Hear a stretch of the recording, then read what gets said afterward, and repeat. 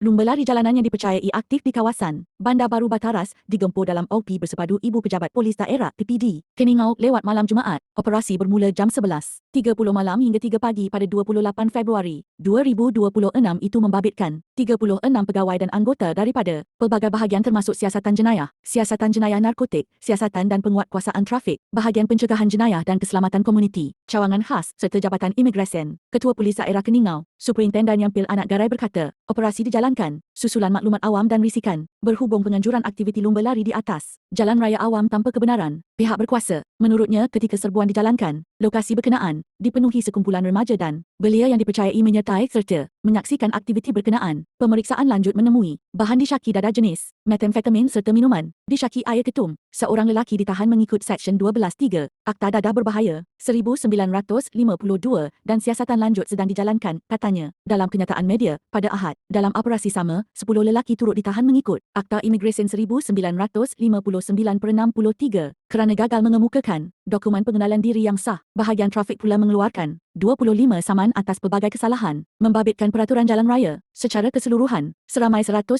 individu dan 105 kenderaan diperiksa sepanjang operasi berkenaan. Yampil menegaskan, tindakan penguatkuasaan itu bukan bertujuan menghalang aktiviti sukan, sebaliknya memastikan sebarang penganjuran dilakukan secara sah. Dalam kes ini, aktiviti dijalankan di atas jalan raya awam tanpa kebenaran serta melibatkan unsur pertaruhan wang dan penyalahgunaan bahan terlarang. Jalan raya adalah kemudahan awam. Sebarang aktiviti yang mengganggu aliran trafik atau mendedahkan orang awam kepada risiko keselamatan adalah satu pelanggaran undang-undang dan perlu diambil tindakan, tegasnya. Beliau berkata, pihaknya komited melaksanakan tugas secara profesional dan tanpa pilih kasih demi memastikan keselamatan serta ketenteraman awam terus terpelihara.